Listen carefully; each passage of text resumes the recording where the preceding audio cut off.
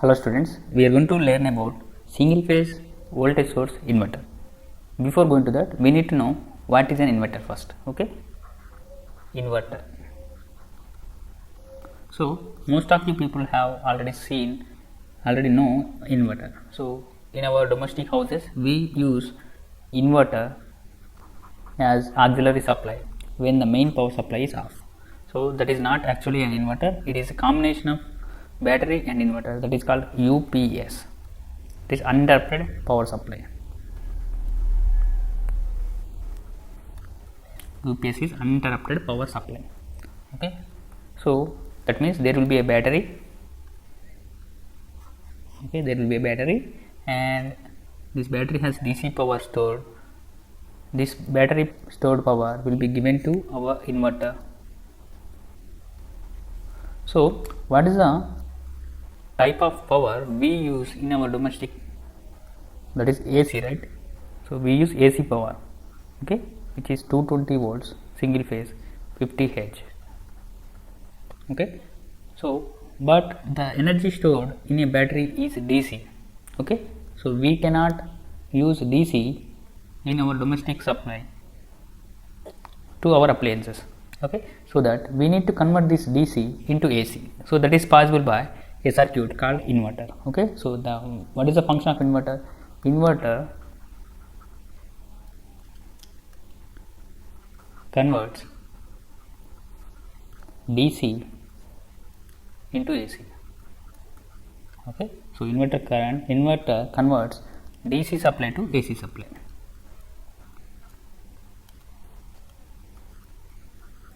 Okay, so we have DC voltage and DC current, right? Based on the supply, these inverters are classified into two types. So based on the DC source, inverters are classified into voltage source inverter,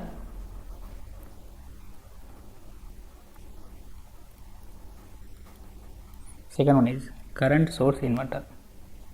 If the source for our inverter is voltage, that is voltage source inverter. If the source for our inverter is current, that is current source inverter. So simply they are VSI and CSI, voltage source inverter as well as current source inverter. So based on the type of nature of the AC supply output, so based on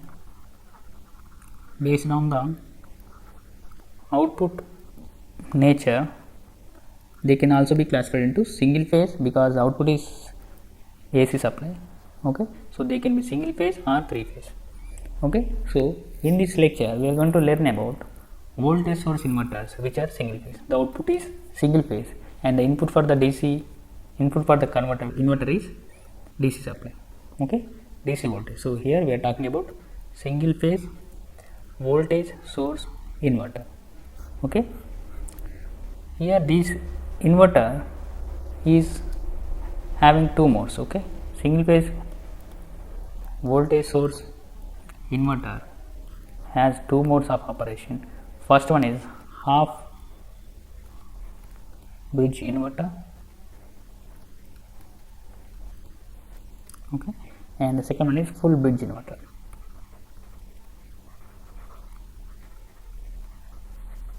Okay, so we are going to learn about these two inverters here. Okay, first one we are going to talk about is half bridge inverter. Okay, so here you can see the circuit diagram for single phase half bridge voltage source inverter. Okay, here the supply to the circuit is DC voltage, which is split into two parts. Okay, that is VDC, which is sum of VDC by 2 plus VDC by 2. Okay, you can see a load is connected in between, and here we have two switches connected with anti-parallel diodes. D1, D2 are anti-parallel diodes. Okay, so voltage source inverter consisting of switches. Those switches will be having anti-parallel diodes. So these anti-parallel diodes will be absent for current source inverter. Okay, these anti-parallel diodes are present in only voltage source inverter. Okay, now we know that S1, S2 are switches. So what are the types of switches we can use as S1 and S2? They can be thyristor or SCR. It can be IGBT. So these are the types of switches we can use in place of S1 and S2 and MOSFET. Okay, so these are the few examples for switches here. So now let us see the operation of half bridge inverter. So what we are doing here, we are going to convert DC power into AC power, right? So DC has a constant magnitude. Okay, so we are going to change this to AC power. So what is the AC power we have? What is the type of AC power? What is the nature of AC power?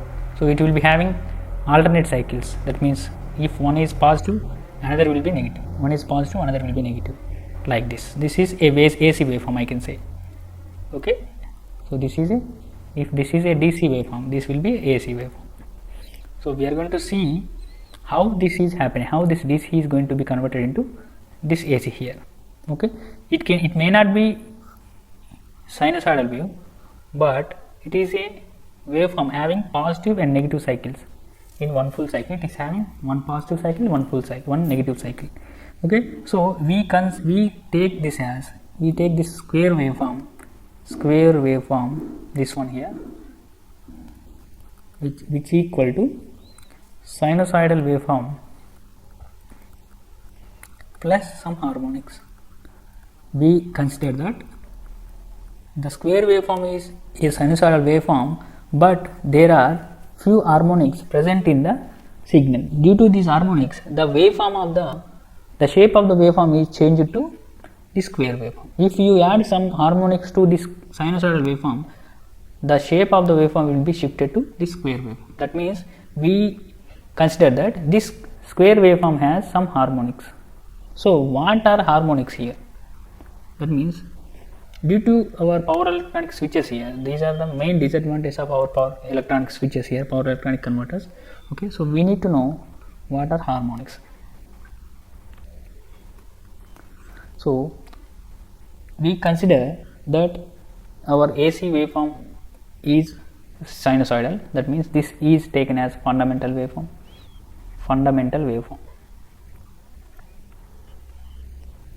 Okay, so it has one full cycle in a given time period t. So n will be equal to 1 because in given one time period the number of cycles are 1. Okay, that is n equal to 1 here. So here in the given time period, if there are two cycles, you can see the red color waveform here, it has two cycles. This is one cycle and this is another cycle. So that is number of cycles in one given time period is 2. Okay, so these are called harmonics. If there are 3 cycles in the given time period, that is here you can see the black color one, this is one cycle, second one and third one. Okay, you can see the number of cycles are 3 here. Okay, so the the waveforms which are having more number of cycles in one given time period are called harmonics here. Okay, so for fundamental waveform n equal to 1, here you can see the violet color one, the purple color one has one cycle in given time period t. That is treated as fundamental waveform, and the second order harmonics, here the red color one, okay, are having 2 cycles in given time period. These are called second order harmonics. Likewise, the black color one has 3 cycles in the given time period. Okay, so using this data, I am going to define the harmonics as harmonics are frequencies other than fundamental frequency. Okay, frequencies other than fundamental frequency present in the waveform are called harmonics here. Okay, so we considered that the number of cycles per given time period as 1, that is called fundamental waveform. So the remaining waveforms which are having other than fundamental frequency are called harmonics here. You can see here third order harmonics has negative peak here at this time, at this instance, but our fundamental waveform has positive peak. So with effect of this third harmonic content, the positive peak of the fundamental waveform will be subtracted. Okay, you can see here this portion of the third order harmonic will be subtracted from the fundamental harmonic. So the waveform will become like this. Okay, with effect. So here you can see the third order harmonics is having positive peak, whereas our fundamental wave has negative peak. Okay, so we wish to supply this fundamental waveform to the loads. Okay, so loads are designed like our induction motor or transformer.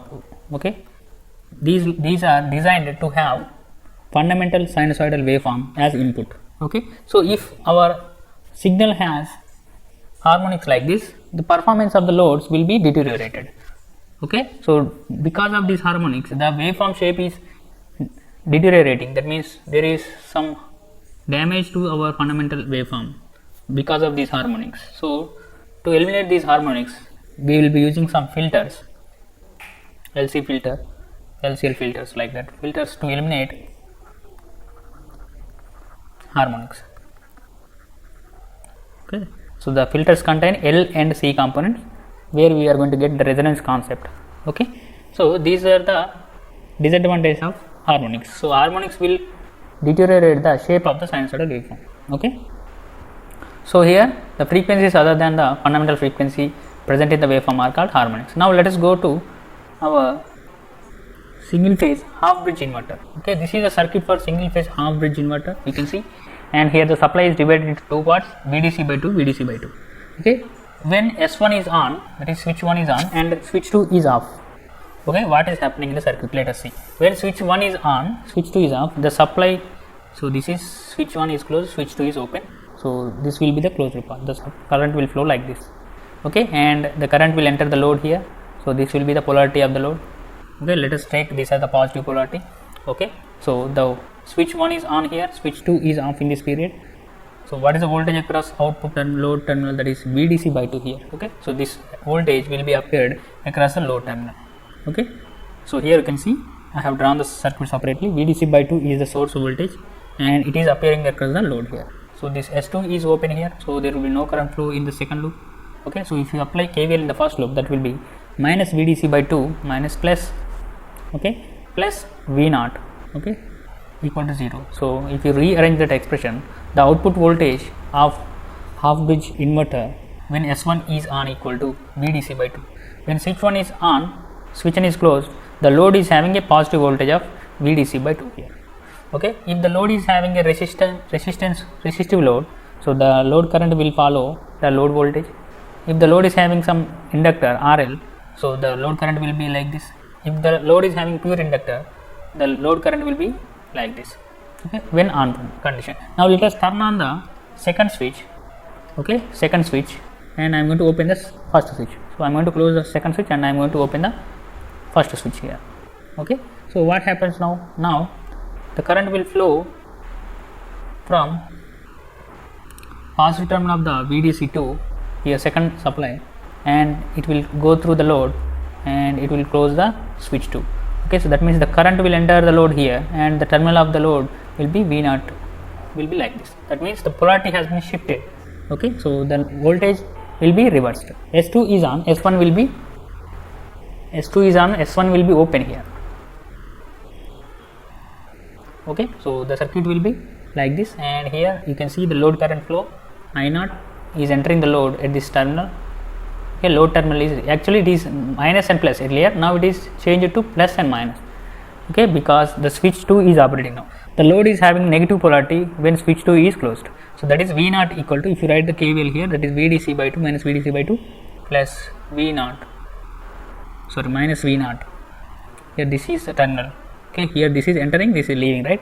So that is minus V0. Okay, VDC minus V0 should be equal to 0, right? V0 should be equal to 0. KVL in the loop. Okay, so V0 will be equal to minus VDC by 2. Okay, that means the polarity of the output voltage has been changed here.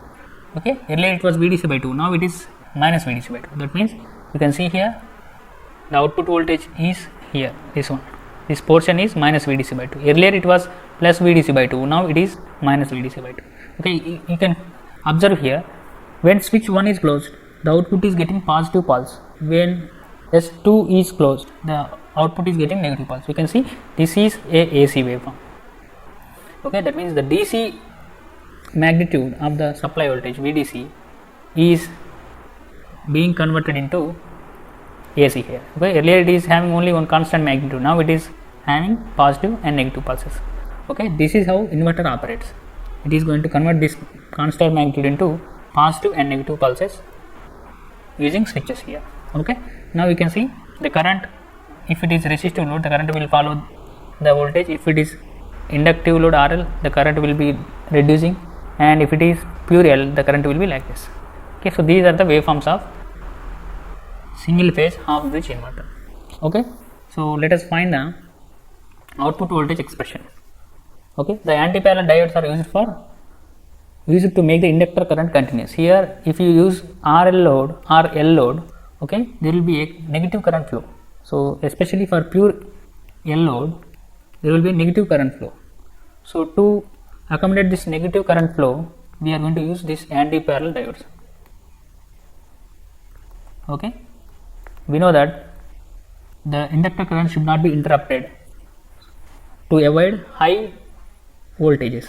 Okay, so now let us try to find the output voltage of the half bridge inverter. So here we are getting AC as the output, that is Vm sin omega t form. So because we are having harmonics in the waveform, because it is a square waveform, the square waveform can be equated as a sinusoidal waveform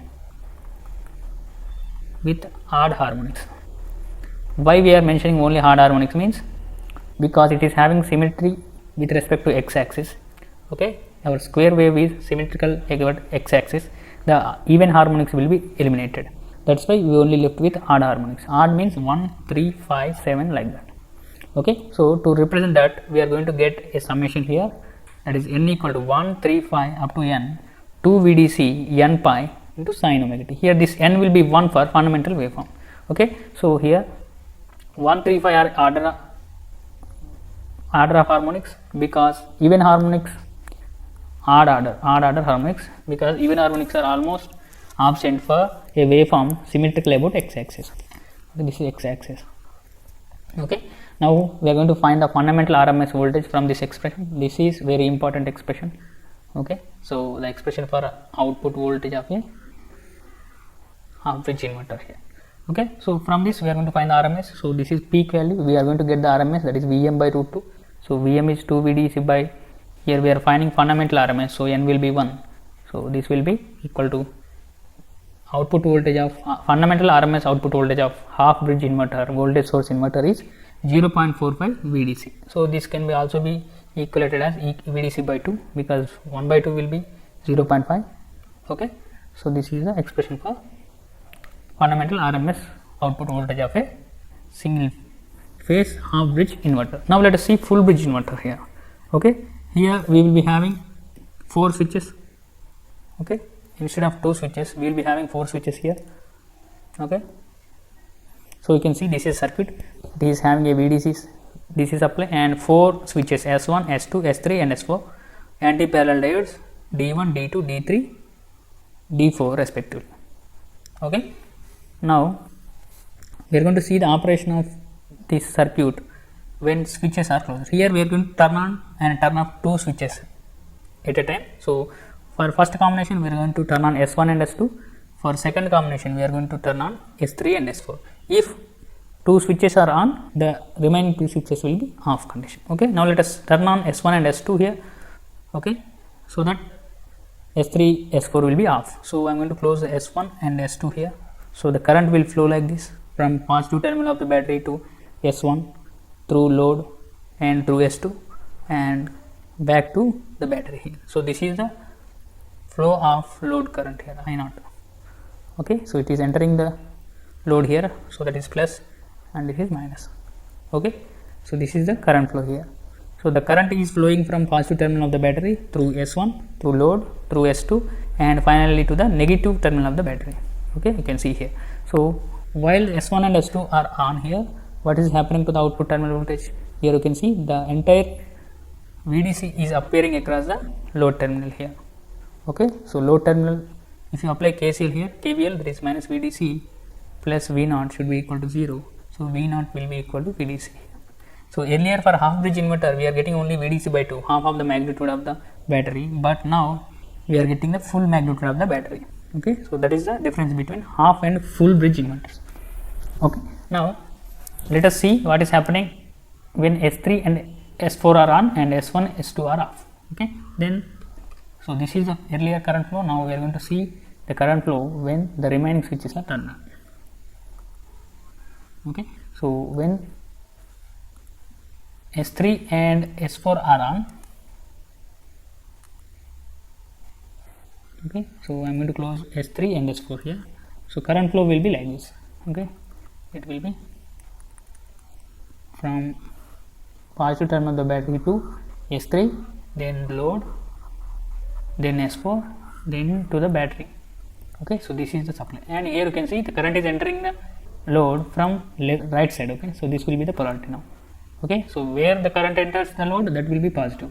Okay, so if you apply KVL here, that will be minus VDC plus V naught. Okay, should be equal to 0. Okay, but it is opposite to our earlier polarity, right? So this will be V naught equal to VDC, but with opposite polarity here. Okay, so earlier it was plus and minus, but it is now minus and plus. That means this is in the negative peak here. So that will be V naught will be negative peak with minus VDC as the magnitude. So this will repeat as we continue to switch on, switch off the switches with same interval. Okay, so if we turn on the switches and turn off the remaining switches, this process will continue, and the DC magnitude of the battery will be converted back to AC here. Okay, so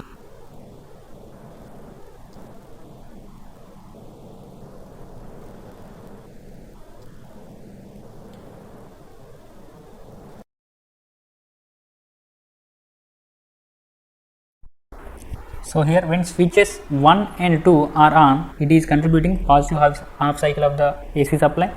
When S3 and S4 are on, it is contributing the negative half cycle of the AC supply. Okay, so this is how we are going to get the AC pulses using our inverter from DC supply. Okay, so if the load is having only resistive, it will follow the output voltage waveform, and if it has RL circuit, so the output current will be following the triangular waveform, and the load is, if the load has only pure inductor, the load current will be negative for half of the pulse here, and it will be positive for remaining half. Okay, here during this cycle the diodes will help to conduct